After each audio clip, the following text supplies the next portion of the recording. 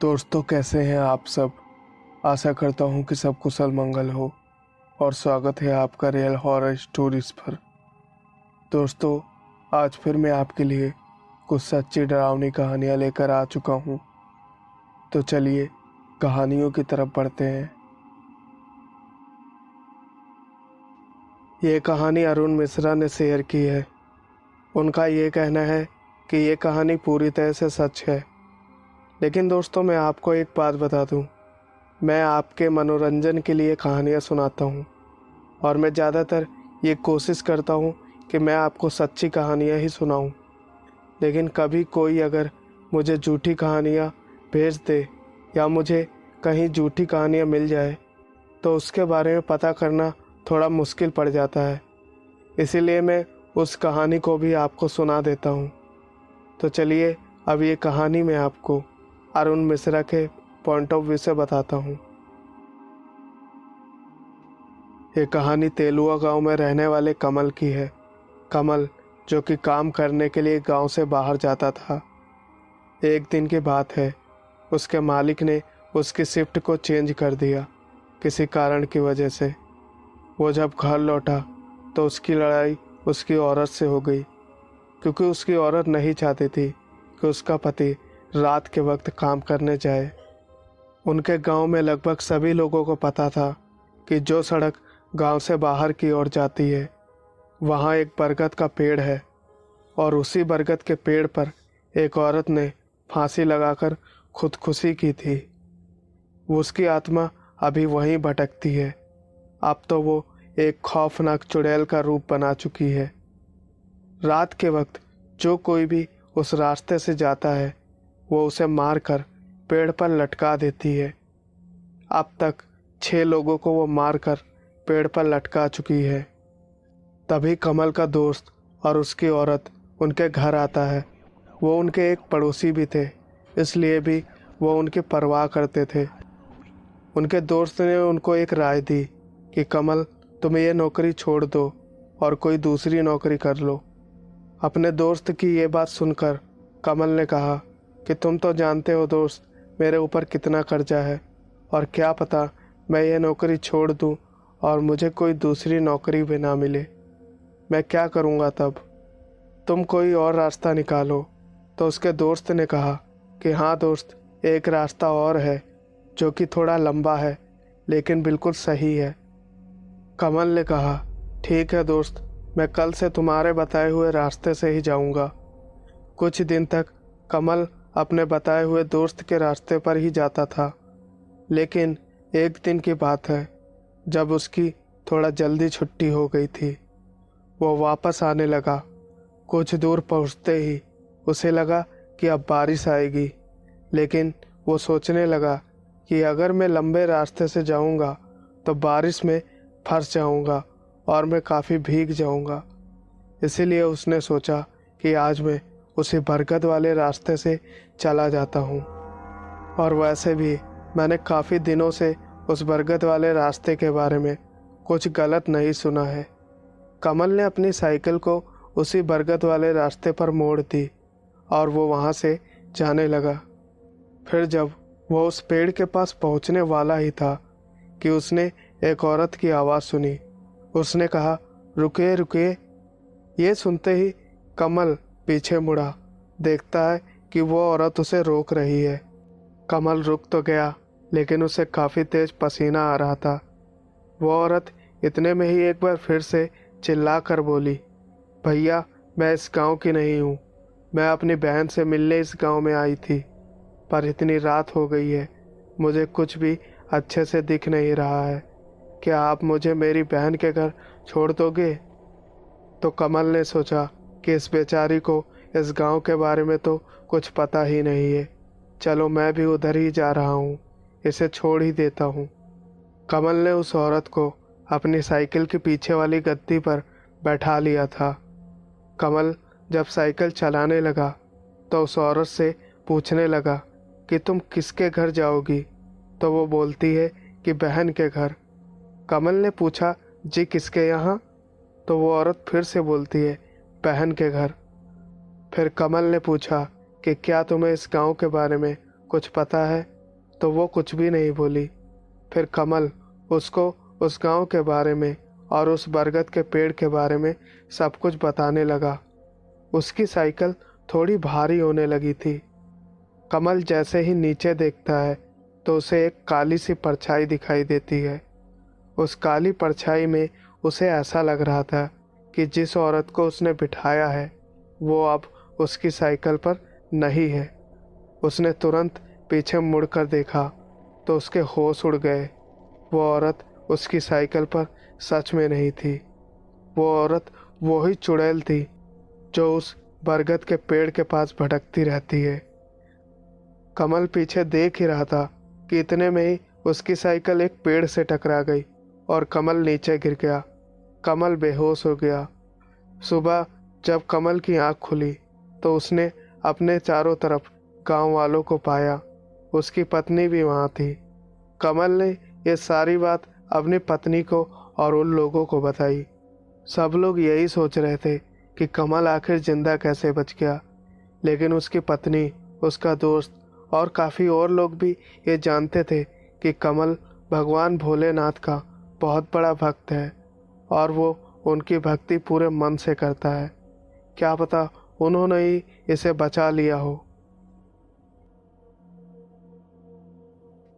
वैसे तो दोस्तों हम सभी लोग जानते हैं कि भूतों की घटनाएं अक्सर गांवों, देहातों, सुनसान जगहों या किसी वीराने में ज़्यादा होती हैं। ये सब शहरों में काफ़ी कम होता है। तो ऐसी ही एक गांव की घटना मैं आपके लिए आज लेकर आया हूँ जो सरता जी की है। तो चलिए ये घटना मैं आपको सरता के पॉइंट ऑफ व्यू से सुनाता हूँ। दोस्तों मेरा नाम सरता है। मैं खुद आत्माओं पर बहुत विश्वास करती हूँ। मेरा मानना है कि कई सारी आत्माएं ऐसी होती हैं जिनकी मरते समय कोई ना कोई बड़ी इच्छा पूरी रह जाती है जिसे वो मरने के बाद भी पूरा करना चाहती हैं। इसीलिए वो इस दुनिया में फिर से लौट कर आती हैं। मैं जब 13-14 साल की थी तब मैं अपनी 6-7 सहेलियों के साथ एक खुली जगह पर खेलने के लिए गई थी। वहाँ पर छोटी छोटी पगडंडियाँ थीं। थोड़ी दूर दलदल भी था। वो दलदल आज भी वहाँ पर है, पर उस पगडंडियों वाली जगह पर अब हाईवे बन चुका है। वहाँ हम लोग खेत खेत खेल रहे थे। मैं और मेरी सहेली के बीच में पगडंडी थी। वो गर्मियों के दिन थे, पर अचानक वहाँ मौसम बदल गया था और तेज धूप कम हो गई। आसमान में काले बादल छा गए और गोल गोल घूमती हुई हवा हमारे चारों तरफ मंडराने लगी। वो हवा साए साए की आवाज़ करती हुई काफ़ी तेज हमारे चारों ओर घूम रही थी। वो हवा इतनी तेज थी कि हम सभी लोगों के कपड़े उड़ रहे थे जो हम लोगों ने पहन रखे थे। और तो और पेड़ों के पत्ते और घर पर जो गांव में पैरा यानी कि छपरा बनाने के लिए डाला जाता है वो भी उड़ने लगा। सब तेजी से उड़ रहा था।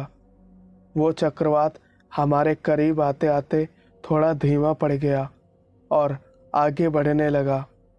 हम सब सहेलियां इकट्ठा हो गई सिवाय कुंदा के। कुंदा जो कि हमसे थोड़ा अलग खड़ी थी, वो थोड़ा दूर थी। कोई चक्रवात के उस पार था तो कोई चक्रवात के इस पार। और वो जैसे जैसे हमारे और नज़दीक आया वो बिल्कुल ही शांत पड़ गया। फिर हम सभी लोगों ने उस चक्रवात में यानी कि उस धुंध में बिल्कुल साफ साफ देखा 2 हाथों और 2 पैरों को। मानो ऐसा लग रहा था कि कोई आदमी किसी औरत का हाथ थामकर अपने साथ ले जा रहा हो। वो औरत भी उसके साथ खुशी खुशी जा रही हो। पर वो पंजे हड्डियों के बने हुए थे, लेकिन उनका बाकी का शरीर किसी इंसान की तरह था। वो दोनों चलते चलते कब्रिस्तान की दीवार के उस पार चले गए। वहीं पर कुंडा भी खड़ी थी कब्रिस्तान की बाउंड्री के पास। उसके बाद जब कुंडा घर लौटी तो अक्सर बीमार रहने लगी। कुंडा ने अब घर से बाहर निकलना भी छोड़ दिया था। धीरे धीरे उस बेचारी का स्कूल भी अधूरा रह गया। फिर जब काफ़ी दिनों तक कुंडा ठीक नहीं हो पाई तो उसके परिवार वालों ने उसे किसी को दिखाया। फिर पता चला कि वो एक प्रेमी जोड़ा था जो हिंदू और मुसलमान थे। वो दोनों आपस में बहुत प्रेम करते थे।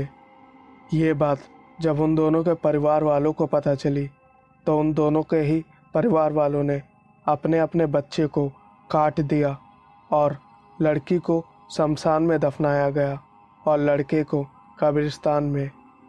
आज भी वो दोनों प्रेमी वहीं पर मिलते हैं। कब्रिस्तान और शमशान घाट वो दोनों आसपास ही बने हुए हैं, इसीलिए शायद उन दोनों का मिलन उसी जगह पर होता है। आज कुंदा को 6 साल बीत गए हैं, लेकिन वो अभी पूरी तरह ठीक नहीं हो पाई है। हम जब उनके घर जाते हैं तो कुंदा बहुत कम ही बोलती है। उससे जब हम बात करते हैं तो उसके मुंह से सिर्फ राम राम निकलता है और ज़्यादा वो कुछ भी नहीं बोल पाती। दोस्तों, मेरा नाम रोहित है और मैं झारखंड का रहने वाला हूँ। ये बात जो मैं आज आपको बता रहा हूँ ये तब की है जब मैं छोटा था। मेरा नाना धनबाद में रहते थे। वो एक कोल्ड फील्ड में इंजीनियर का काम करते थे। उन्हें कभी कभी लेट नाइट घर पर जाना पड़ता था। उनका घर उस ड्यूटी वाली जगह से काफ़ी दूर पड़ता था। एक रात की बात है जब उनके मालिक ने कहा कि तुम्हें ये काम करा के लाना होगा और तुम्हें पैदल ही जाना होगा। तो नाना ने एक आसान रास्ते को चुना जो कि काफ़ी छोटा था, लेकिन वो रास्ता कब्रिस्तान से होकर गुजरता था।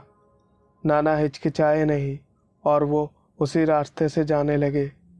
कई बार जब वो कहीं जाते थे तो उनका एक दोस्त भी साथ ही रहता था और वो उसके साथ जाया करते थे, लेकिन इस बार कोई भी नहीं था उनके साथ। उस समय ट्रांसपोर्ट के साधन ज़्यादा नहीं हुआ करते थे, इसीलिए लोगों को अक्सर पैदल या फिर साइकिल से ही जाना होता था। तो जब नाना उस कब्रिस्तान के रास्ते से जा रहे थे तो उन्हें महसूस हुआ कि उनके पीछे किसी ने कुछ बात कही है, लेकिन जब उन्होंने पीछे मुड़कर देखा तो वहाँ कोई भी नहीं था। फिर उन्होंने उस बात को नज़रअंदाज करके आगे बढ़ना शुरू कर दिया, लेकिन चलते चलते नाना की आंखों के सामने कुछ ऐसा हुआ कि वो उसे देखकर आज तक भुला नहीं पाए हैं। उन्होंने देखा कि एक लड़की जिसके बदन पर पूरी तरह से कपड़े भी नहीं है, वो उनके सामने से गुजरी और सीधा कब्र में घुस गई। ये देखते ही नाना के होश उड़ गए। नाना ने उस कब्रिस्तान को तुरंत दौड़ कर पार किया और जब वो कब्रिस्तान से थोड़ा दूर आ गए तो उन्होंने जब सुबह लोगों से पता किया तो उन्हें पता चला कि वो लड़की काफ़ी समय पहले ही मर चुकी है और उसे कुछ दरिंदों ने मारा था उसका बलात्कार करके। उन लोगों ने नाना को ये भी बताया कि वो लड़की सिर्फ उन्हीं लोगों को दिखती है जो इस कब्रिस्तान के रास्ते से अकेले गुजरते हैं। नाना उसके बाद से उस रास्ते से कभी अकेले नहीं आए।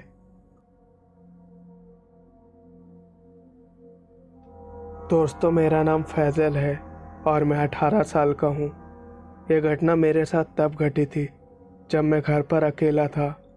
मेरे घर वाले बाहर पिकनिक पर गए हुए थे। उस वक्त मेरे एग्ज़ाम होने के कारण मैं उनके साथ नहीं जा पाया। मुझे अब घर पर 5-6 दिन तक अकेला ही रहना था। सब कुछ सही चल रहा था, लेकिन एक दिन की बात है जब मैं अपनी पढ़ाई कर रहा था तब अचानक से मेरे पास रखा हुआ लैंप जलने बुझने लगा। तो मैं पहले तो डर गया, लेकिन फिर मैंने लैंप को चेंज कर दिया और दूसरा लैंप लगा लिया, क्योंकि हमारी सोसाइटी की लाइट उस दिन चली गई थी। लैंप से ही अपनी स्टडी करनी थी। मैं वापस से अपनी स्टडी करने लगा। मैं अभी किताब खोल ही रहा था कि तभी मुझे किचन से किसी चीज़ के गिरने की आवाज़ आई। मैंने नीचे जाकर देखा तो पाया कि बर्तन गिरे हुए हैं। मैंने बर्तन को उठा के वापस रख दिया। मैं अभी बर्तन वापस रख ही रहा था कि तभी मेरी नज़र किचन में रखी हुई टेबल पर पड़ी। मैंने देखा कि वो टेबल अपने आप पीछे हो रही है। मैं ये सब देखकर बहुत ज़्यादा सहम गया। मुझे लगा कि कोई तो बुरी शक्ति है जो मेरे आसपास घूम रही है। ऊपर से लाइट भी नहीं आ रही थी। मेरे पास तो सिर्फ एक छोटी सी टॉर्च थी। घर वालों की लगातार कॉल आ रही थी मेरे फ़ोन पर, तो मैंने भी उन्हें रिप्लाई नहीं दिया उस वक्त। तभी मैंने अल्लाह को याद किया और फिर अल्लाह का नाम लेते ही मानो चमत्कार हो गया। वो टेबल अचानक से हिलना बंद हो गई और वो लाइट भी वापस आ गई। तब मेरी जान में जान आई। फिर मेरी बहन का फ़ोन आया। मैंने फ़ोन को उठाया। वो मुझसे पूछ रही थी, भाई घर में सब ठीक तो है ना?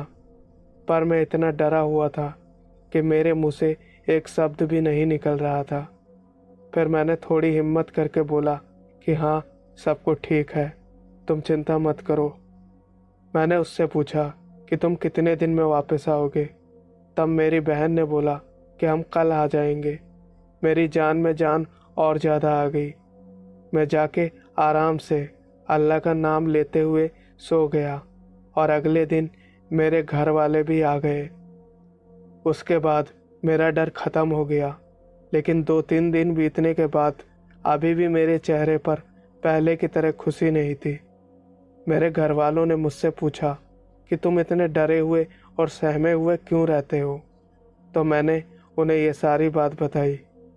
ये घटना सुनने के बाद मेरे घर वाले मुझे एक पीर बाबा के पास ले गए। बाबा ने मुझे ताबीज़ दिया और फिर उस दिन के बाद से मेरे साथ आज तक कोई भी इस तरह की घटना नहीं हुई है।